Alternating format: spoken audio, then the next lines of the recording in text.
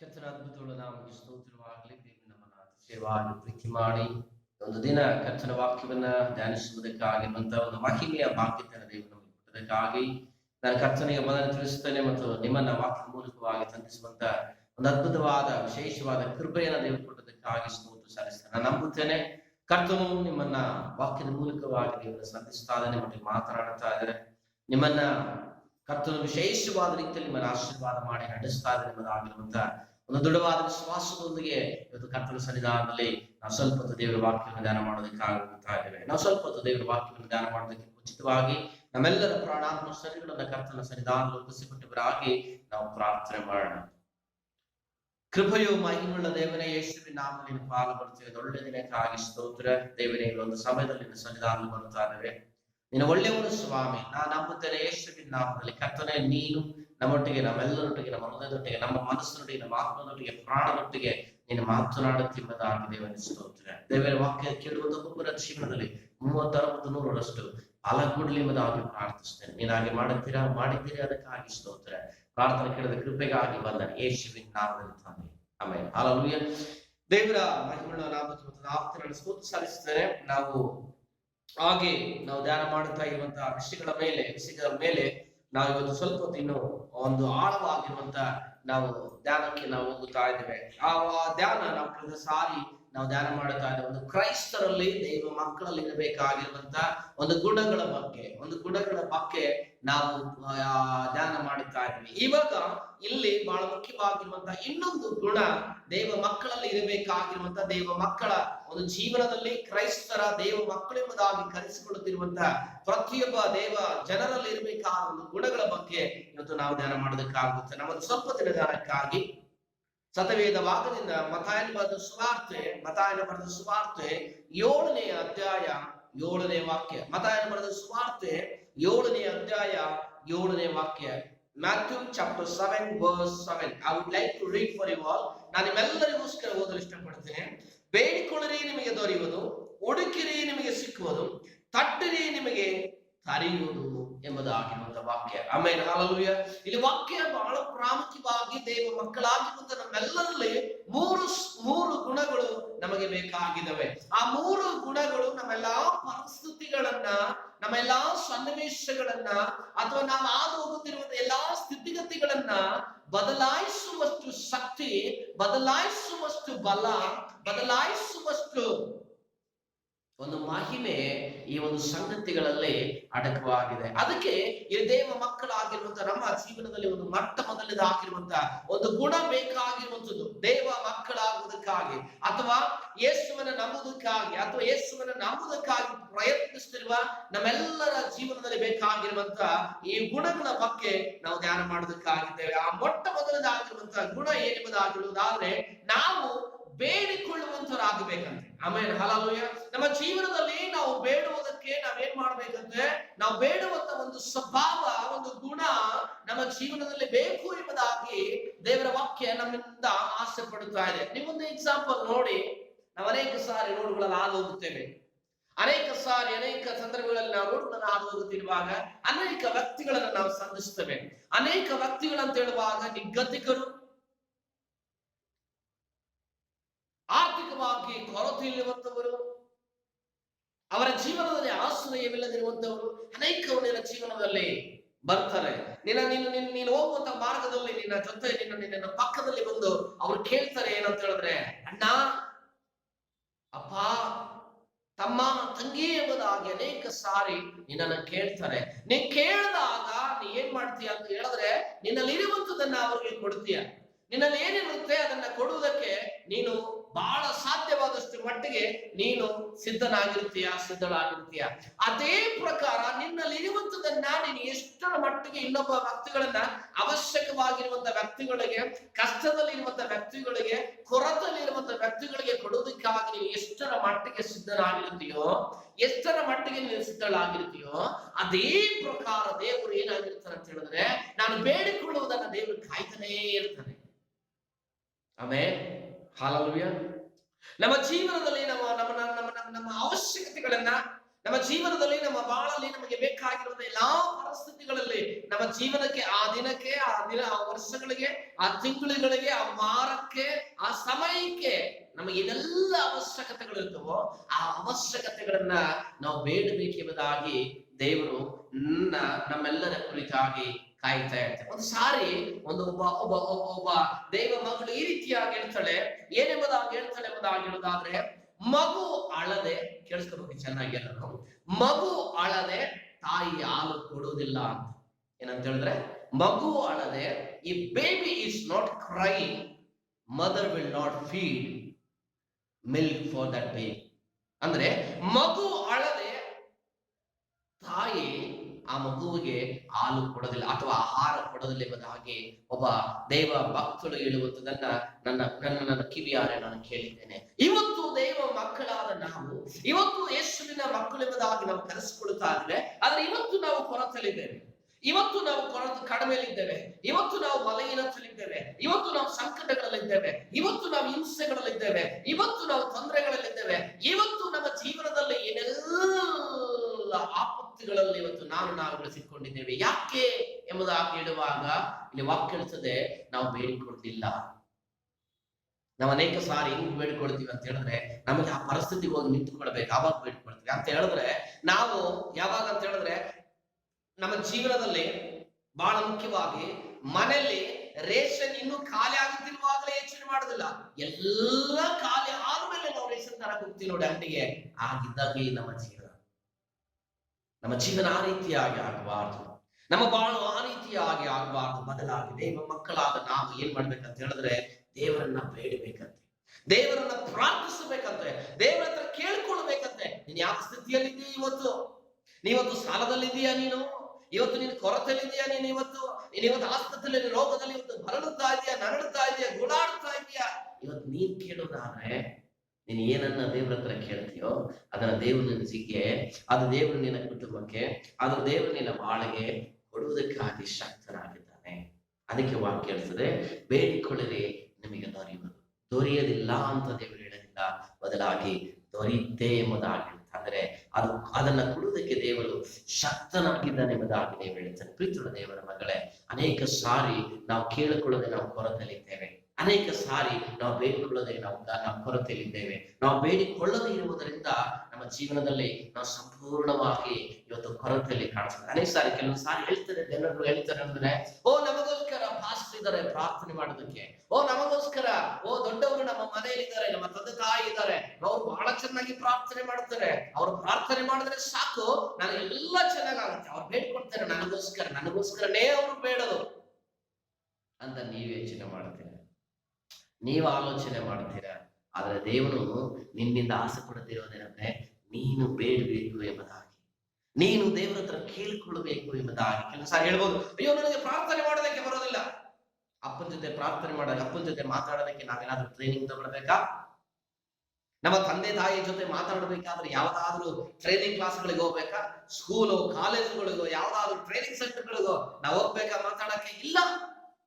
ನಾವು ಯಥಾರ್ಥವಾಗಿ ನಮ್ಮ ತಂದೆ ತಾಯಿಗಳ ಜೊತೆ ಮಾತಾಡ್ತೀವಿ, ನಮ್ಮ ಏನ್ ಅವಶ್ಯಕತೆ ಇದೆ ಅದೆಲ್ಲವನ್ನ ಕೇಳುತ್ತೇವೆ, ನಮ್ಮ ಜ್ಞಾನಕ್ಕೆ ಮೀರಿ ಕೇಳುತ್ತೇವೆ. ಕೆಲವು ಸಾರಿ ಚಿಕ್ಕ ವಯಸ್ಸಿನ ಮಕ್ಕಳು, 3 ವರ್ಷ 4 ವರ್ಷದ ಮಕ್ಕಳು ಇವತ್ತು ಕೇಳ್ತಾರೆ, ಡ್ಯಾಡಿ ಮಮ್ಮಿ ನನಗೆ ಮೊಬೈಲ್ ಫೋನ್ ಬೇಕು, ಡ್ಯಾಡಿ ಮಮ್ಮಿ ನನಗೆ ಒಂದು ಚಿಕ್ಕದೊಂದು ಬೈಕ್ ಕೊಡಿಸು, ಚಿಕ್ಕದೊಂದು ಕಾರ್ ಕೊಡಿಸು ಅಂತ ಕೇಳ್ತಾರೆ. ಯಾಕೆ ಹೇಳಿ? ಆ ತಂದೆಗೆ ಕೇಳುವಂತ ಎಲ್ಲ ಅಧಿಕಾರ ಆ ಮಕ್ಕಳಿಗೆ ಕೊಡಲ್ಪಟ್ಟಿದೆ. ಇವತ್ತು ನೀನು ದೇವ ಮಗನಾಗಿರುವುದರಿಂದ, ನೀನು ದೇವ ಮಗಳಾಗಿರುವುದರಿಂದ, ಇವತ್ತು ನೀನು ದೇವ ಮಗನಾಗುವುದಕ್ಕೆ ಮಗಳಾಗುವುದಕ್ಕೆ ನೀನು ಬರುತ್ತಿರುವುದಾದ್ರೆ, ಇವತ್ತು ನೀನು ಯೇಸುವನ್ನ ನಂಬುವುದಕ್ಕೆ ನೀನು ಪ್ರಯತ್ನ ಪಟ್ಟು ಯೇಸುವಿನ ಬಳಿಗೆ ನೀನು ಬರುತ್ತಿರುವುದಾದ್ರೆ, ಇವತ್ತೂ ನಿನಗೆ ಅಧಿಕಾರ ಇದೆ. ಏನಂತ? ಬೇಡಿಕೊಳ್ಳುವ ಅಧಿಕಾರ, ನೀನು ಪ್ರಾರ್ಥಿಸುವ ಅಧಿಕಾರ. ನಿನ್ನ ಜೀವನಕ್ಕೆ, ನಿನ್ನ ಕುಟುಂಬಕ್ಕೆ ಏನು ಬೇಕಾಗಿದೆಯೋ, ನಿನ್ನ ಈ ಪರಿಸ್ಥಿತಿ ಏನಾಗಿದೆ ನಿನ್ನ ಜೀವನದಲ್ಲಿ, ಈ ಪರಿಸ್ಥಿತಿಯಿಂದ ನಿನಗೆ ಏನಾದ್ರೂ ವ್ಯತ್ಯಾಸ ಬೇಕು ಅಂತ ಹೇಳಿದ್ರೆ, ನಿನಗೆ ಬೇಡಿಕೊಳ್ಳುವಂತ ಸಕಲ ಅಧಿಕಾರ ದೇವರು ನಿನಗೆ ಕೊಡಲ್ಪಟ್ಟಿದೆ. Amen, hallelujah. ಇವತ್ತು ದೇವ ಮಗಳೇ, ದೇವ ಮಗನೇ, ದೇವರ ನಂಬುವುದಕ್ಕಾಗಿ ಬರುತ್ತಿರುವಂತ, ಯೇಸುವನ್ನ ನಂಬುವುದಕ್ಕಾಗಿ ಇವತ್ತು ಪ್ರಯತ್ನ ಪಡುತ್ತಿರುವಂತ, ದೇವರ ವಾಕ್ಯವನ್ನು ಕೇಳುತ್ತಿರುವಂತ ದೇವ ಮಗಳೇ, ಇವತ್ತು ನೀನು ಸಾಲದಲ್ಲಿ ಇದೆಯಾ? ಇವತ್ತು ರೋಗದಲ್ಲಿ ನಿನ್ನ ಆಸ್ಪತ್ರೆಯಲ್ಲಿ ಇವತ್ತು ಮಲಗಿದೆಯಾ?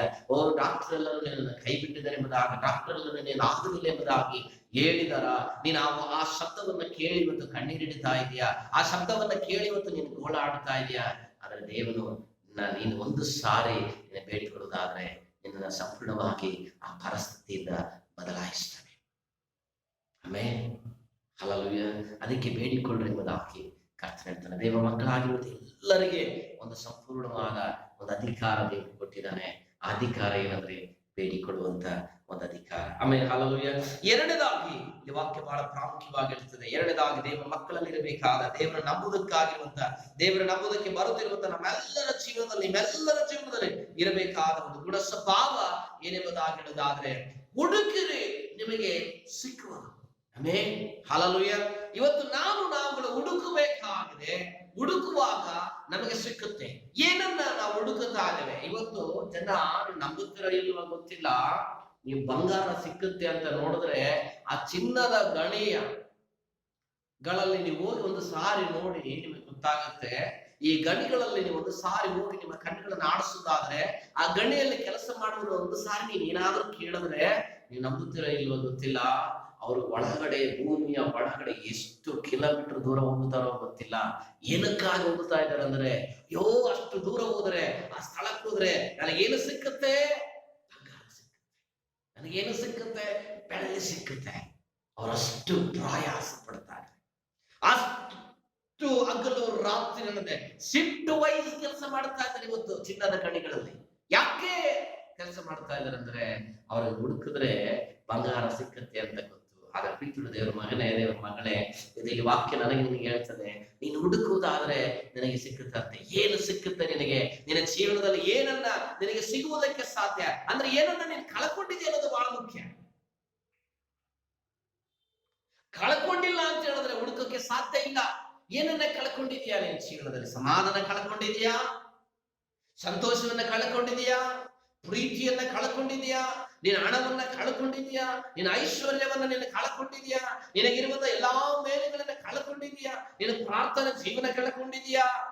ಸತ್ಯಕ್ಕೆ ನೀನು ದೂರವಾಗಿ ಜೀವನ ಮಾಡುತ್ತಾ ಕಳ್ಕೊಂಡಿದ್ಯಾ? ದೇವರಿಗೆ ಭಯಪಡುವುದನ್ನ ಕಳ್ಕೊಂಡಿದ್ಯಾ? ದೇವರ ವಾಕ್ಯಕ್ಕೆ ವಿಧೇಯಳಾಗುವುದನ್ನ ಕಳ್ಕೊಂಡಿದ್ಯಾ? ಇವೆಲ್ಲವುಗಳನ್ನ ದೇವವಾಕ್ಯ ಹುಡುಕಿರಿ, ನಿಮಗೆ ಸಿಗ್ತದೆ ಎಂಬುದಾಗಿ. Amen, hallelujah, praise the Lord. ನಮ್ಮ ಮನೆಗಳಲ್ಲಿ ಎಲ್ಲರ ಮನೆಯಲ್ಲಿ ಒಂದು ಸ್ಟವ್ ಇದೆ. ಇವಾಗ ಎಲ್ಲರ ಮನೆಯಲ್ಲಿ ಸ್ಟವ್ ಅನ್ನು ಹಚ್ಬೇಕಾದ್ರೆ ಒಂದು ಲೈಟರ್ ಬೇಕು. ಸಡನ್ ಆಗಿ ಆ ಲೈಟರ್ ಕಾಣಿಸೋದಿಲ್ಲ, ಮಕ್ಕಳು ಆಡ್ತಾ ಎಲ್ಲೋ ಒಂದ್ ಕಡೆ ಇಟ್ಟಿರ್ತಾರೆ ಮೂಲೆಯಲ್ಲಿ. ಅವಾಗ ಆ ಲೈಟರ್ ಸಿಕ್ಕವರೆಗೂ ಹುಡುಕ್ತೀವಿ. ಯಾಕಂದ್ರೆ ಆ ಟೈಮಿಗೆ ಮ್ಯಾಚ್ ಬಾಕ್ಸ್ ಇರೋದಿಲ್ಲ ಅಲ್ಲಿ ಮನೆಯಲ್ಲಿ. ಯಾಕಂದ್ರೆ ನಾವು ಕಂಪ್ಲೀಟ್ ಆಗಿ ಆ ಒಂದು ಲೈಟರ್ ಮೇಲೆ ಡಿಪೆಂಡ್ ಆಗಿರ್ತೀವಿ. ಆ ಲೈಟರ್ನ ಹುಡುಕುವರೆಗೂ ನಮಗೆ ಸಮಾಧಾನ ಇರೋದಿಲ್ಲ. ಪ್ರೀತಿಯುಳ್ಳ ದೇವರ ಮಗಳೇ, ನಿನ್ನ ಜೀವನದಲ್ಲಿ ಇವತ್ತು ನೀನು ಹುಡುಕಬೇಕಾಗಿರುವುದು ಯೇಸು ಕ್ರಿಸ್ತನನ್ನ. ಯಾಕೆ ಯೇಸುವನ್ನ ಹುಡುಕಬೇಕಾಗಿದೆ? ಯಾಕೆ ಯೇಸುವನ್ನ ಹುಡುಕುವುದಾದ್ರೆ ನಿನಗೇನು ಸಿಕ್ಕತ್ತೆ ಅಂತ ಹೇಳಿದ್ರೆ, ನೀನು ಯೇಸುವನ್ನ ಹುಡುಕುವುದಾದ್ರೆ ಸಮಾಧಾನ ಸಿಕ್ಕತ್ತೆ. ಯೇಸುವನ್ನು ಹುಡುಕುವುದಾದ್ರೆ ನಿನಗೆ ಆಶೀರ್ವಾದ ಸಿಕ್ಕುತ್ತೆ. ಯೇಸುವನ್ನು ಹುಡುಕುವುದಾದ್ರೆ ನಿನಗೆ ಒಳ್ಳೆಯ ಭವಿಷ್ಯತ್ತನ್ನ ದೇವರು ಕೊಡುವುದಕ್ಕೆ ಶಕ್ತನಾಗಿದ್ದಾನೆ. ಇವತ್ತು ನಾವುಗಳು ಏನೆಲ್ಲ ಹುಡುಕ್ತಾ ಇದೀವಿ? ಏನು ಹುಡುಕ್ತಾ ಇದೀವಿ? ಪಾಪವನ್ನು ಹುಡುಕ್ತಾ ಇದೀವಿ, ಅನ್ಯಾಯವನ್ನು ಹುಡುಕ್ತಾ ಇದೀವಿ, ಮೋಸವನ್ನು ಹುಡುಕ್ತಾ ಇದೀವಿ, ವಂಚನೆಯನ್ನು ಹುಡುಕ್ತಾ ಇದೀವಿ. ಇವತ್ತು ನಾವುಗಳು ಸತ್ಯವನ್ನು ಹುಡುಕುವುದರಲ್ಲಿ ನಾವು ಸಂಪೂರ್ಣವಾಗಿ ಇವತ್ತು ಮರೆತು ಹೋಗ್ಬಿಟ್ಟಿದೀವಿ. ಸತ್ಯ ನಮಗೆ ಬಹಳ ದೂರವಾಗಿ ಇವತ್ತು ನನಗೆ ಕಾಣಿಸ್ತಾ ಇದೆ. ಸತ್ಯಕ್ಕೆ ನಮಗೆ ಬಹಳ ಅಜಗಜಾಂತರ ದೂರದ ಮಟ್ಟಿಗೆ ಇರುವುದನ್ನ ನಾವು ನೋಡ್ತಾ ಇದ್ದೀವಿ. ಯಾಕೆ ಈ ರೀತಿಯಾಗಿರುವ ಒಂದು ಜೀವನ ಇವತ್ತು ನನ್ನ ಜೀವನದಲ್ಲಿ ಜೀವಿಸ್ತಾ ಇದೆ? ಅದಕ್ಕೆ ದೇವರ ವಾಕ್ಯ ಇದೆ, ಹುಡುಕ್ರಿ, ಯೇಸುವನ್ನ ಹುಡುಕ್ರಿ, ಸಮಾಧಾನ ಹುಡುಕ್ರಿ, ಸಂತೋಷವನ್ನ ಹುಡುಕ್ರಿ. ಯೇಸು ಕೊಡೋದಕ್ಕೆ ಶಕ್ತನಾಗಿದೆ. ಕೆಲವು ಸಾರಿ ನೀನ್ ಸಮಾಧಾನ ಹುಡುಕುತ್ತಾ ಇದ್ದು 30 ವರ್ಷ ಆಗಿರ್ಬೋದು, ಸಂತೋಷ ಹುಡುಕುತ್ತಾ ಇದ್ದು 10 ವರ್ಷ ಆಗಿರ್ಬೋದು, ನಿನ್ನ ಇಡೀ ಜೀವನ 60-70 ವರ್ಷ ಇವತ್ತು ನಿನ್ನ ಜೀವನದಲ್ಲಿ ಇಲ್ಲುವರೆಗೂ ಈ ಲೋಕದಲ್ಲಿ ಯಾರಾದ್ರೂ ಒಬ್ಬರು ಸಮಾಧಾನ ಕೊಡುವುದಕ್ಕಾಗಿದ್ದಾರಾ? ಯಾರಾದ್ರೂ ನನ್ನ ಹೃದಯಕ್ಕೆ ಒಂದು ನೆಮ್ಮದಿಯನ್ನ ಕೊಡುವುದಕ್ಕಾಗಿದ್ದಾರಾ ಅಂತ ನೀನು ಆಲೋಚನೆ ಮಾಡ್ತಾನೆ ನಿನ್ನ ಮುಪ್ಪಿನ ವಯಸ್ಸಿಗೆ ನೀನು ಬಂದಿರಬಹುದು. ಎಲ್ಲವರೆಗೂ ನಿನ್ನ ಜೀವನದಲ್ಲಿ ಆ ಸಮಾಧಾನ, ಆ ಸಂತೋಷ, ಆ ನೆಮ್ಮದಿ ಸಿಗದೇ ಇರ್ಬೋದು. ಆದ್ರೆ ದೇವರು ನಿನ್ನನ್ನು ನೋಡಿ ಹೇಳ್ತಿರುವಂತ ಮಾತೇನಂದ್ರೆ, ನನ್ನ ಹುಡುಕು, ನಾನು ನಿನಗೆ ಸಮಾಧಾನವನ್ನು ಕೊಡ್ತೀನಿ. ನೀನು ಯಾರನ್ನ ಕಳ್ಕೊಂಡಿದ್ದೆ ಈ ಲೋಕದಲ್ಲಿ ಅಂತ ಹೇಳಿದ್ರೆ, ನಿನ್ನಲ್ಲಿ ಹಣ ಇರ್ಬೋದು, ಆಸ್ತಿ ಇರ್ಬೋದು, ಅಂತಸ್ತು ಇರ್ಬೋದು, ಬೆಳ್ಳಿ ಬಂಗಾರ ಸಕಲ ವಿಧವಾಗಿರುವ ಎಲ್ಲ ಮೇಲುಗಳಲ್ಲಿರ್ಬೋದು. ಆದ್ರೆ ನಿನ್ನ ಸತ್ಯ ದೇವರನ್ನು ನೀನು ಕಳ್ಕೊಂಡಿದೀಯ. ನಿನಗೋಸ್ಕರ ಸತ್ತು ಉಣಲ್ಪಟ್ಟಿರುವಂತಹ ಯೇಸುವನ್ನ ಕಳ್ಕೊಂಡಿದ್ಯಾ. ನನ್ನನ್ನ ಪಾಪಗಳಿಂದ ಬಿಡಿಸಿರುವಂತಹ ದೇವರನ್ನ ಕಳ್ಕೊಂಡಿದ್ಯಾ. ಇವತ್ತು ನಿನಗೋಸ್ಕರ ಜೀವಿಸ್ತಿರುವ ಯೇಸುವನ್ನ ಕಳ್ಕೊಂಡಿದ್ಯಾ. ನಿನಗೆ ಸಮಾಧಾನವನ್ನ, ನಿನಗೆ ಅಭಿವೃದ್ಧಿಯನ್ನ, ನಿನಗೆ ಒಳ್ಳೆಯ ಭವಿಷ್ಯತ್ತನ್ನ ಕೊಡುವಂತ ಯೇಸುವನ್ನ ಕಳ್ಕೊಂಡಿದ್ಯಾ ಅನ್ನೋದನ್ನ ನೀನು ಅರ್ಥ ಮಾಡಿಕೊಳ್ಳಬೇಕಾಗಿದೆ. Praise the lord, hallelujah. ಇವತ್ತು ನಿನ್ನಲ್ಲಿ ಎಲ್ಲ ಇರ್ಬೋದು, ಆದ್ರೆ ಮುಖ್ಯವಾಗಿರುವಂತಹ ವ್ಯಕ್ತಿ ನಿನ್ನೊಳಗೆ ಇಲ್ಲ. ನಿನ್ನ ಆಸ್ತಿ ಅಂತಸ್ತೆಲ್ಲವನ್ನ ಮಾಡಿ ನಿನ್ನ ಮಕ್ಕಳಿಗೆ, ನಿನ್ನ ಮೊಮ್ಮಕ್ಕಳಿಗೆ, ಮರಿ ಮೊಮ್ಮಕ್ಕಳಿಗೆ, ಇಡೀ ನಿನ್ನ ವಂಶ ಎಷ್ಟು ವರ್ಷಗಳಾದರೂ ಅವರು ತಿಂದು ತೇಗುವಷ್ಟು ಮಟ್ಟಕ್ಕೆ ನಿನ್ನ ಆಸ್ತಿಗಳನ್ನ ಮಾಡಿರ್ಬೋದು. ಆದರೆ ಒಂದನ್ನ ನೀನು ಕಳ್ಕೊಂಡಿದ್ದೀಯ. ಅದೇನು ಗೊತ್ತಾ? ಯೇಸುವನ್ನ, ಯೇಸು ಕ್ರಿಸ್ತನನ್ನ ನೀನು ಕಳ್ಕೊಂಡಿದ್ಯಾ. ನಿಜ ದೇವರನ್ನ ಕಳ್ಕೊಂಡಿದ್ಯಾ. ಸತ್ಯ ದೇವರನ್ನ ಕಳ್ಕೊಂಡಿದ್ಯಾ. ನಿನ್ನನ್ನ ಪರಲೋಕ ರಾಜ್ಯಕ್ಕೆ ಸೇರಿಸುವಂತ ದೇವರನ್ನ ಕಳ್ಕೊಂಡಿದ್ಯಾ. ನಿನ್ನನ್ನ ನಿತ್ಯವಾಗಿರುವಂತ ನಿತ್ಯ ಜೀವಕ್ಕೆ ನಿನ್ನನ್ನ ಕರೆದೊಯ್ಯುವಂತ ಯೇಸುವನ್ನ ನೀ ಕಳ್ಕೊಂಡಿದ್ಯಾ. ನಿನಗೆ ಅನಿಸ್ತಾ ಇದೆ ಇವತ್ತು, ಹೌದಲ್ಲ, ನನ್ನ ಜೀವನದಲ್ಲಿ ಎಲ್ಲ ಇದೆ, ಯಾವುದನ್ನ ಕಳ್ಕೊಂಡಿದ್ದೀನಿ ಅಂತ ಹೇಳಿದ್ರೆ ನಿನಗೆ ಕಳ್ಕೊಂಡಿದ್ದೆ ಮುಖ್ಯವಾದ ವ್ಯಕ್ತಿಯನ್ನ. ನಿನಗೆ ಕಳ್ಕೊಂಡಿದ್ದೆ ಶ್ರೇಷ್ಠವಾದ ಮನುಷ್ಯನನ್ನ. ನಿನಗೆ ಕಳ್ಕೊಂಡಿದ್ದೆ ಈ ಆಕಾಶ ಭೂಮಿಯನ್ನ, ಸೂರ್ಯ ಚಂದ್ರ ನಕ್ಷತ್ರಗಳನ್ನ, ನನ್ನನ್ನ, ನಮ್ಮೆಲ್ಲರನ್ನ ಸೃಷ್ಟಿ ಮಾಡಿರುವಂತ ದೇವರನ್ನ ನೀನು ಕಳ್ಕೊಂಡಿದ್ದೀಯ. ಆಶ್ಚರ್ಯ ಅನಿಸ್ತಾ ಇರಬಹುದು ಇವತ್ತಿನ. ನೀನು ಯಾವತ್ತು ಈ ರೀತಿಯಾಗಿ ಯೋಚನೆ ಮಾಡ್ತಾ ಇರ್ಬೋದು. ಆದ್ರೆ ದೇವನು ಇವತ್ತು ನಿನ್ನನ್ನು ನೋಡಿ ಹೇಳ್ತಾರೆ, ಮಗನೇ, ನನ್ನನ್ನು ನೀನು ಕಳ್ಕೊಂಡಿದ್ದೀಯ. ನನ್ನೊಳಗೆ ಸಮಾಧಾನ ಇದೆ, ನನ್ನಲ್ಲಿ ಸಂತೋಷ ಇದೆ, ನನ್ನಲ್ಲಿ ಆರೋಗ್ಯ ಇದೆ, ನನ್ನಲ್ಲಿ ಸಕಲ ವಿಧವಾದ ಎಲ್ಲಾ ಮೇಲುಗಳು, ಅದೆಲ್ಲದಕ್ಕಿಂತ ಸ್ವರ್ಗದ ನಿತ್ಯ ಜೀವ ನನ್ನಲ್ಲಿ ಇದೆ ಎಂಬುದಾಗಿ ದೇವರು ಹೇಳ್ತಾ ಇದ್ದೇನೆ. ಇವತ್ತು ನಿನಗೆ ಅನಿಸ್ತಾ ಇದೆಯಾ?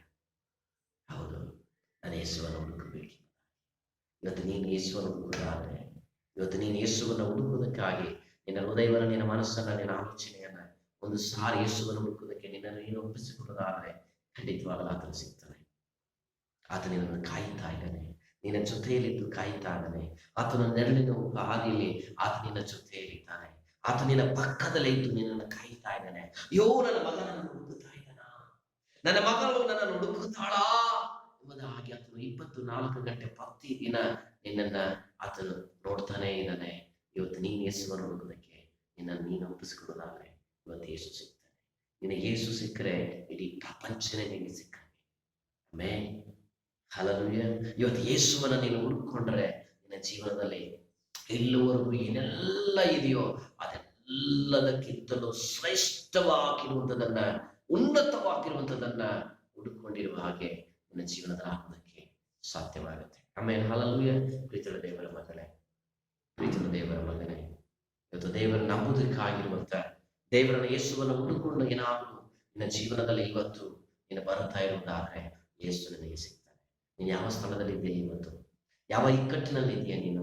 ಯಾವ ರೀತಿಯಲ್ಲಿ ನನ್ನ ಸಾಯಬೇಕು, ನನ್ನ ಕುಟುಂಬ, ನಾನು, ನಮ್ಮವರೆಲ್ಲರೂ ಇವತ್ತಿನ ಲೋಕದ ಅಂತಿಮದಾಗಿ ನೀನು ಏನಾದರೂ ಯೋಚನೆ ಮಾಡ್ತಾ ಇದ್ರೆ ಇವತ್ತು ಯೇಸುವನ್ನು ಹುಡುಕು. ಯೇಸು ನಿನಗೆ ಸಿಗ್ತಾನೆ. ಈ ಲೋಕದಲ್ಲಿ ಯಾರು ನಿನಗೆ ಸಿಗ್ತಾ ಇರ್ಬೋದು. ನಿನ್ನ ಅಣ್ಣ, ತಮ್ಮ, ಅಕ್ಕ, ತಂಗಿ, ಬಂಧು ಬಳಗ, ಸ್ನೇಹಿತರು, ಬಡ ಹುಟ್ಟಿದವರೆಲ್ಲರೂ ನಿನ್ನನ್ನು ಬಿಟ್ಟು ಹೋಗಿರ್ಬಹುದು. ಆದ್ರೆ ಯೇಸುವನ್ನು ಹುಡುಕುವುದಾದ್ರೆ ಈ ಪ್ರಪಂಚದಲ್ಲಿ ಎಲ್ಲರಿಗಿಂತಲೂ ಶ್ರೇಷ್ಠವಾದ ವ್ಯಕ್ತಿ ಯೇಸು ಕ್ರಿಸ್ತನಾಗಿದ್ದಾನೆ. Amen, hallelujah. ಇವತ್ತು ಮೂರನೇದಾಗಿ ನಾವು ತಿಳಿಬೇಕಾಗಿರುವಂತ ಇನ್ನೊಂದು ಸತ್ಯವಾಗಿರುವಂತ ವಿಷಯ ಏನಂದ್ರೆ, ವಾಕ್ಯ ಹೇಳ್ತದೆ ಏನಂದ್ರೆ, ತಟ್ಟಿರಿ ನಿಮಗೆ ತರೆಯುವುದು. Amen, hallelujah. ದೇವ ಮಕ್ಕಳಾದ ನಾವು ಯಾಕೆ ನಾವು ತಟ್ಟಬೇಕು ಎನ್ನುವಂತ ಒಂದು ವಿಷಯನೂ ನಮ್ಮಲ್ಲಿ ಇರಬಹುದು. ಅಥವಾ ನಾವು ದೇವ ಮಕ್ಕಳಾದ ನಾವು, ಅಥವಾ ನಮ್ಮ ಜೀವನದಲ್ಲಿ ಈ ಒಂದು ಸತ್ಯವು ಬಹಳ ಮುಖ್ಯವಾಗಿ ನಮ್ಮನ್ನ ಅನೇಕ ಸಾರಿ ನಾನು ನೆನೆಸ್ತೇನೆ. ಇದನ್ನ ನಿಮ್ಮನ್ನು ಎಚ್ಚರಿಸ್ತದೆ, ಇದನ್ನ ನಿಮ್ಮನ್ನು ಗದರಿಸ್ತದೆ. ಆಮೇಲೆ ಹಲ್ಲೆಲೂಯಾ. ಯಾಕೆ ನಾವು ತಟ್ಟಬೇಕು ಅಂತ ಹೇಳುವಾಗ, ಯಾಕೆ ನಾವು ಆ ಬಾಗಿಲನ್ನು ತಟ್ಟುವುದು, ಯಾಕೆ ದೇವರು ತಟ್ಟಬೇಕೆನ್ನುವುದಾಗಿ ವಾಕ್ಯ ಹೇಳ್ತದೆ ಎಂಬುದಾಗಿ ಹೇಳುವುದಾದ್ರೆ, ನಿನ್ನಗೋಸ್ಕರ ಇರುವಂತಹ ಒಂದು ಬಾಗಿಲು ಮುಚ್ಚಲ್ಪಟ್ಟಿದೆ ಅನ್ನೋದನ್ನ ನೀನು ಅರ್ಥ ಮಾಡ್ಕೊ. ನೀನು ಆ ಒಳಗಡೆ ಪ್ರವೇಶಿಸಬೇಕಾದ ಬಾಗಿಲು ಮುಚ್ಚಲ್ಪಟ್ಟಿದೆ ಎಂಬುದಾಗಿ ನೀನು ಅರ್ಥ ಮಾಡಿಕೊಳ್ಳಬೇಕು. Praise the lord, hallelujah. ನಿನ್ನ ಆಶೀರ್ವಾದದ ಬಾಗಿಲು ಮುಚ್ಚಲ್ಪಟ್ಟಿದೆ ಎಂಬುದಾಗಿ ನೀನು ಅರ್ಥ ಮಾಡಿಕೊಳ್ಳಬೇಕು. ನಿನ್ನ ಭವಿಷ್ಯದ ಒಳ್ಳೆ ಭವಿಷ್ಯತ್ತನ್ನ ಕಾಣುವಂತ ಒಂದು ಬಾಗಿಲು ಮುಚ್ಚಲ್ಪಟ್ಟಿದೆ ಎಂಬುದಾಗಿ ನೀನು ಅರ್ಥ ಮಾಡಿಕೊಳ್ಬೇಕು. Praise the lord, hallelujah. ಒಂದು ಸಾರಿ ಕರ್ತನು ಒಂದು ಅದ್ಭುತವಾದ ಸಾಮ್ಯವನ್ನು ಈ ರೀತಿಯಾಗಿ ಹೇಳ್ತಾನೆ. 10 ಜನ ಬಹಳ ಬುದ್ಧಿವಂತ ಸ್ತ್ರೀಯರು ದೇವರನ್ನ ಎದುರು ನೋಡುವುದಕ್ಕಾಗಿ ಬರ್ತಾರೆ, ಮದಲಿಂಗನನ್ನ ಎದುರು ನೋಡುವುದಕ್ಕಾಗಿ ಬರ್ತಾರೆ. ಅದರಲ್ಲಿ 5 ಜನ ಬಹಳ ಬುದ್ಧಿವಂತರು, ಇನ್ನು 5 ಜನ ಬುದ್ಧಿ ಇಲ್ದಿರುವವರು ಇರ್ತಾರೆ. ಅವಾಗ ಈ ಬುದ್ಧಿವಂತರು ಮದಲಿಂಗನ ಬಂದ ಮೇಲೆ ಅವರಿಗೂ ಆ ರಾತ್ರಿ ಎಲ್ಲ ಕಾಯುವಂತ ಎಣ್ಣೆ ಅವರ ಬಟ್ಟಲಲ್ಲಿ ಇರುತ್ತದೆ. ಅಷ್ಟು ಮಾತ್ರವಲ್ಲ, ಮತ್ತೆ ಆ ತಡವಾದರೂ ಸಹ ಮುಂದೆ ಹೋಗೋದಕ್ಕಾಗಿ ಬೇಕಾಗಿರುವಂತ ಎಣ್ಣೆಯೂ ಅವರ ಹತ್ರ ಇರುತ್ತದೆ. ಆದ್ರೆ ಈ ಒಂದು ಬುದ್ಧಿ ಇಲ್ಲಿರುವವರ ಹತ್ರ ಎಣ್ಣೆ ಆ ಸಮಯಕ್ಕೆ ಮಾತ್ರ ಇರ್ತದೆ. ಆದ್ರೆ ಸಮಯ ಹೋಗುವ ಆಗ್ಲೇ ಅವರ ಎಣ್ಣೆ ಖಾಲಿ ಆಗುತ್ತಾ ಹೋಗ್ತಾರೆ. ಅವಾಗ ಮದಲಿಂಗನು ಬರುತ್ತಾನೆ, ಬುದ್ಧಿವಂತರು ಒಳಗಡೆ ಹೋಗ್ತಾರೆ, ಮದುವೆ ಮನೆ ಒಳಗಡೆ ಹೋಗ್ತಾರೆ. ಆದ್ರೆ ಬುದ್ಧಿ ಇಲ್ದಿರೋರು ಮಗನು ಒಳಗಡೆ ಹೋದ ಮೇಲೆ ಅವ್ರು ಹೊರಗಡೆ ಬಂದು ಬಾಗಿಲ ಹತ್ರ ನಿಂತುಕೊಳ್ಳುವುದನ್ನ ನೋಡುತ್ತೇವೆ. ಆವಾಗ ಅವರು ಬಾಗಿಲನ್ನ ತಟ್ಟುತ್ತಾ ಇದ್ದಾರೆ, ಮದಲಿಂಗನೇ ನಾವು ಬಂದಿದ್ದೇವೆ, ಬಾಗಿಲನ್ನ ತೆರೀರಿ ಎಂಬುದ. ಕೆಲವು ಸಾರಿ ಜೀವನದಲ್ಲಿ ಕೆಲವೊಂದು ಬಾಗಿಲುಗಳು ಮುಚ್ಚಲ್ಪಟ್ಟಿರ್ತವೆ. ಯಾಕೆ ಮುಚ್ಚಲ್ಪಟ್ಟಿರ್ತೇವೆ ಅಂತ ಹೇಳಿದ್ರೆ, ನಿನ್ನ ಒಂದು ದಡ್ಡತನದಿಂದಾಗಿ, ನಿನ್ನ ಒಂದು ಲೇಜಿನೆಸ್ ಇಂದಾಗಿ, ನಿನ್ನ ಜೀವನದಲ್ಲಿ ಬುದ್ಧಿ ಮಂದವಾಗಿರುವುದರಿಂದಾಗಲಿ, ಅಥವಾ ನೀನು ಮುಂದಾಲೋಚನೆ ಮಾಡಬೇಕಾಗಿರುವಂತ ಕೆಲವು ಸಂದರ್ಭಗಳಲ್ಲಿ, ಅಥವಾ ನೀನು ತೆಗೆದುಕೊಳ್ಳಬೇಕಾದ ತೀರ್ಮಾನಗಳು ಆ ಸಮಯದಲ್ಲಿ ತೆಗೆದುಕೊಳ್ಳದೆ ಇರುವುದರಿಂದ ನಿನಗೋಸ್ಕರ ಇರುವಂತ ಬಾಗಿಲು ಏನಾಗಿರ್ತದೆ, ಮುಚ್ಚಲ್ಪಟ್ಟಿರ್ತದೆ. Praise the lord, hallelujah. ಕೆಲವು ಸಾರಿ ನಾನು ನೆನೆಸ್ತೇನೆ, ಸ್ಕೂಲ್ಗಳಿಗೆ ಮಕ್ಕಳನ್ನು ಕಳಿಸ್ತೀರಾ, ಮಕ್ಕಳನ್ನ ಸ್ಕೂಲ್ಗಳಿಗೆ ಕಳಿಸಿದಾಗ ಸ್ಕೂಲ್ ಟೈಮ್ 9:30, ಬೆಳಿಗ್ಗೆ 9:30 ಸ್ಕೂಲ್ ಟೈಮ್ ಇರುತ್ತೆ ಅಂತ ನೆನೆಸ್ಕೊಳ್ಳಿ. ಆ 9:30 ಸ್ಕೂಲ್ ಟೈಮ್ ಇದ್ರೆ ಆ 9:30 ಒಳಗೆ ಯಾರೆಲ್ಲ ಮಕ್ಕಳು ಸ್ಕೂಲಿನ ಗೇಟಿನ ಒಳಗೆ ಹೋಗುತ್ತಾರೋ ಅವರೆಲ್ಲರನ್ನ ಒಳಗಡೆ ಕರೆಕೊಳ್ತಾರೆ. ಆದರೆ 9:30 ಮೇಲೆ 9:30 ಮೇಲೆ ಯಾವ ಮಕ್ಕಳು ಆ ಸ್ಕೂಲ್ ಗೇಟ್ ಹತ್ರ ಬರ್ತಾರೋ ಅವ್ರನ್ನೆಲ್ಲ ಹೊರಗಡೆ ನಿಲ್ಲಿಸ್ತಾರೆ. ಅರ್ಥ ಆಗತ್ತಂದ್ರೆ ಹೇಳ್ತಾರೆ. Praise the lord, hallelujah. ಅವ್ರನ್ನೆಲ್ಲ ಹೊರಗಡೆ ನಿಲ್ಲಿಸಿ ಅವರ ಪೇರೆಂಟ್ಸ್ ಅನ್ನು ಕೆಲವು ಸಾರಿ ಅವರ ಪೇರೆಂಟ್ಸ್ ಕರೀತಾರೆ, ಕೆಲವು ಸಾರಿ ಇವ್ರ ಕಡೆಯಿಂದ ಒಂದು ಸೈನ್ ಅನ್ನ ಬಳಸ್ಕೊಳ್ತಾರೆ ಮಕ್ಕಳ ಕಡೆಯಿಂದ, ಇನ್ನು ಮೇಲೆ ನಾವು ಲೇಟ್ ಆಗಿ ಬರುವುದಿಲ್ಲ ಎಂಬುದಾಗಿ. ಈ ರೀತಿಯಾಗಿರುವಂತ ಅನೇಕ ನೇಮ ವಳಿಗಳನ್ನ ಅವರ ಜೀವನಕ್ಕೆ ಅಳವಡಿಸಿ ಆಮೇಲೆ ಅವರಿಗೆ ಸ್ಕೂಲ್ಗೆ ಒಳಗಡೆ ಕರೆದುಕೊಡುವುದಂತ ನೋಡುತ್ತೇವೆ. ಪ್ರೀತಿಯುಳ್ಳ ದೇವರ ಮಗಳೇ, ದೇವರ ಮಗನೇ, ನಿನ್ನ ಜೀವನದಲ್ಲೂ ಸಹ ಆಗಿರಬಹುದು. ನಿನ್ನ ಸಮಯವನ್ನ ಮೀರಿ ಇವತ್ತು ನೀನು ಯೋಚನೆ ಮಾಡ್ತಾ ಇರಬಹುದು, ಅಯ್ಯೋ ನನ್ನ ಸಮಯ ಮುಗಿದೋಯ್ತಲ್ಲ, ನನಗೆ ಲೇಟ್ ಆಯ್ತು ನನ್ನ ಜೀವನದಲ್ಲಿ, ಅಯ್ಯೋ ನನ್ನ ಸಮಯ ಕಳೆದೋಯ್ತಲ್ಲ ಅನ್ನುವಂತ ಒಂದು ಯೋಚನೆಗಳಲ್ಲಿ ನೀನು ಇರಬಹುದು. ಕೆಲವು ಸಾರಿ ನಿನ್ನ ಜೀವನದ ಒಂದು ಭವಿಷ್ಯತ್ತಿನ ಕುರಿತಾಗಿ, ನಿನ್ನ ಮದುವೆಯ ಕುರಿತಾಗಿ, ನಿನ್ನ ಜೀವನದಲ್ಲಿ ತೆಗೆದುಕೊಳ್ಳಬೇಕಾದ ಒಂದು ಸ್ಟೆಪ್ಗಳ ತೀರ್ಮಾನದ ಕುರಿತಾಗಿ ನೀನು ಯೋಚನೆ ಮಾಡಿರಬಹುದು. ಆ ಸಮಯದಲ್ಲಿ ತೆಗೆದುಕೊಂಡ್ರೆ ನಾನು ಚೆನ್ನಾಗಿತ್ತು, ತೆಗೆದುಕೊಳ್ಳಿಲ್ಲ ಅನ್ನುವಂತ ಯೋಚನೆ ಇವತ್ತು ನಿನ್ನನ್ನ ಕಾಡ್ತಾ ಇರಬಹುದು. ಇವತ್ತು ನೀನು ಬಾಗಿಲ ಹತ್ತಿರ ನಿಂತಿದೆ ಅಂತ ಅರ್ಥ. Praise the lord, hallelujah. ನಿನಗೋಸ್ಕರ ಇರುವಂತ ಬಾಗಿಲು ಮುಚ್ಚಲ್ಪಟ್ಟಿದೆ, ಆ ಬಾಗಿಲ ಮುಂದೆ ನೀನು ನಿಂತುಕೊಂಡಿದೆಯಾ ಅಂತ ಅರ್ಥ. ಅದಕ್ಕೆ ದೇವರು ಹೇಳ್ತಾನೆ, ಇವಾಗಲೂ ನೀನು ತಟ್ಟಿದ್ರು ಆ ಬಾಗಿಲು ತೆರೀತದೆ. Amen, hallelujah. ಇವತ್ತು ನೀನು ಆ ಬಾಗಿಲನ್ನ ತಟ್ಟುವುದಾದ್ರೆ ಆ ಬಾಗಿಲು ನಿನಗೋಸ್ಕರ ತೆರೆಯಲ್ಪಡ್ತದೆ. ಯಾಕೆ ಅಂತ ಹೇಳಿದ್ರೆ ಆ ಬಾಗಿಲು ಅದು ನಿನಗೋಸ್ಕರ ಇರುವಂತದನ್ನು ನೀನು ಎಂಬುದಾಗಿ ನೀನು ಅರ್ಥ ಮಾಡಿಕೊಳ್ಬೇಕು. Praise the lord, hallelujah. ಆ ಆಶೀರ್ವಾದ ನಿನಗೋಸ್ಕರ ಇರುವಂತದನ್ನ ಎಂಬುದಾಗಿ ನೀನು ಅರ್ಥ ಮಾಡಿಕೊಳ್ಬೇಕು. ಆ ಮಗನು ನಿನಗೋಸ್ಕರನೇ ಇದ್ದಾರೆ ಎಂಬುದಾಗಿ ನೀನು ಸ್ಪಷ್ಟವಾಗಿ ಅರ್ಥ ಮಾಡಿಕೊಳ್ಬೇಕು. ಯಾಕೆ ಇಲ್ಲಿವರೆಗೂ ಅದು ವೇಟ್ ಮಾಡ್ತಾ ಇದೆ, ಇಲ್ಲಿವರೆಗೂ ಅದು ಕಾಯ್ತಾ ಇದೆ, ಇಲ್ಲಿವರೆಗೂ ಅದು ತಡವಾಗಿದೆ ಎಂಬುದಾಗಿ ನೀನು ಯೋಚನೆ ಮಾಡ್ತಿರುವುದಾದ್ರೆ ಅದು ನಿನಗೋಸ್ಕರವಾಗಿರುವಂತ ಬಾಗಿಲು. Amen, hallelujah. ಕೆಲವು ಸಾರಿ ಈ ರಾಜಕೀಯ ವ್ಯಕ್ತಿಗಳು ಅವರಿಗೆ ಒಂದು 5 ವರ್ಷ ಒಂದು ಅದ್ಭುತವಾದ ಒಂದು ಸೀಟ್ ಅನ್ನ ಕೊಡಲ್ಪಡುತ್ತದೆ. ಅದು ಮುಖ್ಯಮಂತ್ರಿ ಎಂಬುದಾಗಿರುವಂತಹ ಒಂದು CM ಎಂಬುದಾಗಿರುವಂತಹ ಒಂದು ಸೀಟು ಅಥವಾ ಒಂದು ಉನ್ನತವಾದ ಒಂದು ಚೇರ್ ಅನ್ನ ಕೊಡಲ್ಪಡುತ್ತದೆ. ಆ ಚೇರು ಅವರಿಗೋಸ್ಕರವಾಗಿ ಇರ್ತದೆ. Praise the lord, hallelujah. ನಾನು ಯಾಕೆ ಇದನ್ನ ಹೇಳ್ತಾ ಇದ್ದೇನೆ ಮಕ್ಕಳೇ ಅಂತ ಹೇಳಿದ್ರೆ, ನಿನಗೋಸ್ಕರ ಬಾಗಿಲು ಮುಚ್ಚಲ್ಪಟ್ಟಿರುವಂತಹ ಬಾಗಿಲನ್ನ ಯೇಸು ತೆರೆಯುವುದಕ್ಕೆ ಶಕ್ತನಾಗಿದ್ದಾನೆ. ಇವತ್ತು ನೀನು ಮಾಡಬೇಕಾದ ಒಂದು ಕಾರ್ಯ, ಇವತ್ತು ನೀನು ಮಾಡಬೇಕಾದ ಒಂದು ಜವಾಬ್ದಾರಿಯುತವಾಗಿರುವಂತ ಒಂದು ಕೆಲಸ ಏನಂದ್ರೆ ನೀನೇನ್ ಮಾಡ್ಬೇಕಂತೆ, ತಟ್ಟಬೇಕಂತೆ. ಆಮೇಲೆ ಹಲ್ಲೆಲೂಯಾ. ಅರ್ಥ ಆಗ್ತಾ ಇದೆಯಾ? ಆಮೇಲೆ ಹಲ್ಲೆಲೂಯಾ. ಬಾಗಿಲನ್ನ ನಾವುಗಳು ತಟ್ಟಬೇಕಂತ. ಯಾರ್ದ ಬಾಗಿಲು ಮುಚ್ಚಲ್ಪಟ್ಟಿದ್ದ ಬಾಗಿಲು ಅದು ನಮ್ದೇ. ಅದು ಹಣದ ಬಾಗಿಲಾಗಿರ್ಲಿ, ಅದು ಆಶೀರ್ವಾದದ ಬಾಗಿಲಾಗಿರ್ಲಿ, ಅದು ನಿನ್ನ ಭವಿಷ್ಯದ ಬಾಗಿಲಾಗಿರ್ಲಿ, ಅದು ನಿನ್ನ ಅಭಿವೃದ್ಧಿಯ ಬಾಗಿಲಾಗಿರ್ಲಿ, ಆ ಬಾಗಿಲನ್ನ ಸಂಪೂರ್ಣವಾಗಿ ತಟ್ಟುವಂತ ಜವಾಬ್ದಾರಿ ಕರ್ತನು ನಿನಗೆ ಕೊಟ್ಟಿದ್ದಾನೆ. ನಿನ್ನನ್ನು ಕಾಯ್ತಾ ಇದ್ದಾನೆ ದೇವರು. ಬಾಗಿಲ ಹಿಂದುಗಡೆ ನಿಂತುಕೊಂಡು ದೇವರು ಕಾಯ್ತಾ ಇದ್ದಾನೆ. ಏನಕ್ಕೋಸ್ಕರ ಕಾಯ್ತಾ ಇದ್ದಾನೆ ಅಂತ ಹೇಳಿದ್ರೆ, ನನ್ನ ಮಗಳು ಈ ಬಾಗಿಲನ್ನು ಏನಾದ್ರೂ ಇನ್ನೊಂದ್ಸರಿ ತಟ್ತಾರ ಅಂತ ಕಾಯ್ತಾ. ಆಮೆನ್. ಹಲ್ಲೆಲೂಯಾ. ನೀನ್ ಇನ್ನೊಂದು ಸಾರಿ ತಟ್ಟುವುದನ್ನ ದೇವರು ಕಾಯ್ತಾ ಇದ್ದಾನಲ್ಲಿ. ಯಾಕೆ ಅಂತ ಹೇಳಿದ್ರೆ, ಆ ಬಾಗಿಲನ್ನು ತೆಗೆಯುವುದಕ್ಕೆ. ನೋಡಿ, ನಿಮ್ ಮನೇಲಿ ಯಾರೋ ಒಬ್ರು ನೀವು ಹೊರಗಡೆ ಹೋಗಿರ್ತೀರಾ. ನೀವು ಹೊರಗಡೆ ಹೋದಾಗ ಒಳಗಡೆ ಮನೇಲಿ ಯಾರೋ ಇರ್ತಾರೆ. ಮನೇಲಿ ಇರುವಂತ ವ್ಯಕ್ತಿ ನೀವು ಮನೆ ಹತ್ರ ಡೋರ್ ಹತ್ರ ಬಂದಾಗ ನೀವು ಬಾಗಿಲನ್ನು ತಟ್ತೀರಾ. ತಟ್ಟಿ ನೀವ್ ಹೇಳ್ತೀರಾ ನಾನು ಎಂಬುದಾಗಿ ಹೇಳ್ತೀರಾ, ಅಥವಾ ನಿಮ್ ಹೆಸರು ಕೊಟ್ಟು ಕರೀತೀರಾ. ಅವಾಗ ಮನೇಲಿರುವಂತ ವ್ಯಕ್ತಿ ಬಾಗಿಲನ್ನ ತರೀತಾರೆ. ನೀವ್ ಎಷ್ಟೇ ಸಾರಿ ಮನೆಯಿಂದ ಹೊರಗಡೆ ಹೋಗಿ, ಅರ್ಥ ಮಾಡ್ಕೊಳ್ಳಿ, ಚೆನ್ನಾಗಿ ನೀವು ಅರ್ಥ ಮಾಡ್ಕೊಳ್ಳಿ. ಒಂದು ದಿನದಲ್ಲಿ 30 ಸಾರಿ ನೀನು ಮನೆಯಿಂದ ಹೊರಗಡೆ ಹೋದ್ರು, 30 ಸಾರಿ ಮನೆಯಿಂದ ಹೊರಗಡೆಯಿಂದ ಮನೆಗೆ ಬಂದ್ರು, ನೀನು ಯಾವಾಗೆಲ್ಲ ಬಾಗಿಲನ್ನ ತಟ್ತೀಯೋ ಅವಾಗೆಲ್ಲ ಮನೇಲಿ ಇರುವಂತವ್ರು ತರೀತಾರೆ. ಯಾಕಂದ್ರೆ ನೀನು ಆ ಮನೆಗೆ ಸಂಬಂಧಪಟ್ಟವನಾಗಿದ್ದೀಯ, ನೀನು ಆ ಮನೆಗೆ ಸಂಬಂಧಪಟ್ಟವನಾಗಿದೆ. ಆಮೇಲೆ hallelujah, praise the lord, hallelujah. ನಾನು ಅನಿಸುತ್ತೆ ನಿಮ್ಗೆ ಅರ್ಥ ಆಗ್ತಾ ಇದೆ ಎಂಬುದಾಗಿ. ಅದೇ ಪ್ರಕಾರ ಪ್ರೀತಿಯ ದೇವರ ಮಗನೇ, ನಿನ್ನ ಆಶೀರ್ವಾದಕ್ಕಾಗಿ, ನಿನ್ನ ಒಂದು ಜೀವನದ ನಿನ್ನ ಒಳ್ಳೆ ಭವಿಷ್ಯಕ್ಕಾಗಿ, ನಿನ್ನ ಜೀವನದ ಒಂದು ಒಳ್ಳೆ ಅಭಿವೃದ್ಧಿಗಾಗಿ, ನಿನ್ನ ಸೇವೆ, ನಿನ್ನ ಕುಟುಂಬ, ನಿನ್ನ ಬಾಳು, ನಿನ್ನ ಬದುಕು, ನಿನ್ನ ಆರೋಗ್ಯ, ಸಕಲ ವಿಧವಾಗಿ ನಿನ್ನ ದಿನಕ್ಕೆ 30 ಸಾರಿ ಯೇಸುವಿನ ಬಾಗಿಲನ್ನು ಬಡಿಯುವುದಾದರೂ ಯೇಸು ನಿನಗೋಸ್ಕರ ತರೀತಾನೆ. ಆಮೇಲೆ ಯಾಕೆ ಅಂತ ಹೇಳಿದ್ರೆ, ನೀನು ಯೇಸುವಿನವನು, ನೀನು ಯೇಸುವಿನವಳು ಆಗಿದೆಯಾ. ಅದಕ್ಕೋಸ್ಕರ ಯೇಸು ಆ ಬಾಗಿಲನ್ನು ಯಾವಾಗಲೂ ನನಗೋಸ್ಕರ, ನಮಗೋಸ್ಕರ ತೆರೆಯುವುದಕ್ಕೆ ಇಷ್ಟಪಳ್ಳಂತ ದೇವರಾಗಿದ್ದಾನೆ. ಅದಕ್ಕೋಸ್ಕರ ಇವತ್ತು 3 ವಿಷಯ ನಾವು ಅರ್ಥ ಮಾಡಿಕೊಂಡಿದ್ದೇವೆ. ಆ 3 ವಿಷಯ ಬಹಳ ಪ್ರಾಮುಖ್ಯವಾಗಿ ನಮ್ಮ ಜೀವನದಲ್ಲಿ, ಈ ಒಂದು ಗುಣ, ಈ ಒಂದು ಸ್ವಭಾವಗಳು ನಮ್ಮ ಜೀವನದಲ್ಲಿ, ಈ ಒಂದು ಕ್ರೈಸ್ತಿಯ ಜೀವನದಲ್ಲಿ, ಕ್ರಿಸ್ತನ ಬಳಿ ಬರುವಂತ ನಮ್ಮೆಲ್ಲರ ಜೀವನದಲ್ಲಿ ಈ ಸ್ವಭಾವಗಳು ಬಹಳ ವಿಶೇಷವಾಗಿ ಇರಬೇಕಾಗಿದೆ. ಮೊಟ್ಟ ಮೊದಲನೇದಾಗಿ ನಮ್ಮ ಜೀವನದಲ್ಲಿ ಏನಂತ ಹೇಳಿದ್ರೆ, ನಾವು ಬೇಡಿಕೊಳ್ಳಬೇಕು. We should ask to God. When we ask to God, surely He will give answer to us. Amen. Hallelujah. When we pray to God, He will answer our prayers. ಯಾವಾಗ ನಾವು ಪ್ರಾರ್ಥನೆ ಮಾಡುತ್ತೇವೆ, ನಾವು ಬೇಡಿಕೊಳ್ಳುತ್ತೇವೆ, ದೇವರು ನಮಗೆ ಕೊಡುವುದಕ್ಕೆ ಶಕ್ತನಾಗಿದ್ದಾನೆ.